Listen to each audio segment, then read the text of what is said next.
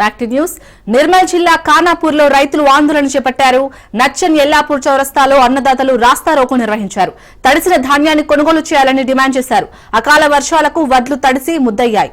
కొనుగోలు కేంద్రాలకు తీసుకొచ్చిన ధాన్యాన్ని అధికారులు యజమానులు కొనుగోలు చేయకపోవడంతో తడిసి ముద్దయ్యాయి. ఇక రైతులు చేపట్టిన ఆందోళనకు బీజేపీ మద్దతు తెలిపింది. అధికారులు రైస్ మిల్లు యజమానులు కలిసి అన్యాయం చేశారని బీజేపీ జిల్లా అధ్యక్షులు రితీష్ రాథోడ్ ఆరోపించారు. పండిన ప్రతి వరిగింజను కొనే వరకు రైతుల ఉద్యమానికి అండగా ఉంటామన్నారు.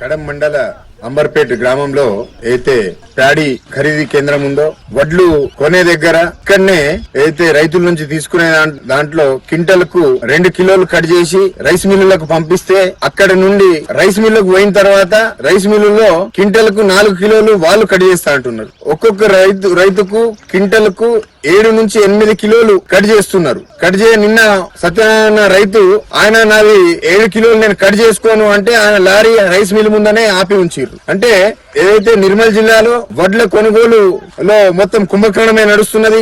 ఈ కుంభకోణం వెనుక జిల్లా యంత్రాంగం ఉందని తెలియడం జరుగుతుంది. ఎందుకంటే జిల్లాకు ఏదైతే రెవెన్యూ సిబ్బంది చేయాల్సిన పనులు ఐకేపీ ద్వారా కూడా కొంటున్నారు, తర్వాత ప్యాక్ ద్వారా కొంటున్నారు, డిసిఎంఎస్ ద్వారా కొంటున్నారు. కానీ ఇవన్నిటికీ ఈ కార్యక్రమాలన్నిటికీ జిల్లా కలెక్టర్ బాధ్యత వహించాల్సిన అవసరం ఉంది. జిల్లా కలెక్టర్ గారు ఈ రోజు వరకు ఏ కొనుగోలు కేంద్రాన్ని పర్యవేక్షించిన దాఖలాలు లేవు. ఏదైతే ఒక్కొక్క రైతు దగ్గర మీరు 7 నుంచి 8 కిలోలు కట్ చేసిన తర్వాత రైతుకు ఏం మిగులుతుంది? ఇప్పుడు వర్షాలు పడుతున్నాయి, దగ్గర అన్ని కళ్ళాలు ఈ కళ్ళ మొత్తం ప్రతి రైతుకు 20 నుంచి 30% వడ్లు నానిపోయినాయి. ఈ నానిన వడ్లను కూడా ప్రతి గింజను కొనకపోతే రైతులందరినీ తీసుకొని రైతులతో పాటు ఏదైతే తడిసిన ధాన్యం ఉందో ఇవి తీసుకొని డైరెక్ట్ కలెక్టర్ క్యాంప్ ఆఫీస్ కో కలెక్టరేట్ కార్యాలయంలో వచ్చి కూర్చుంటాం. దీంట్లో ఎటువంటి డౌట్ లేదు.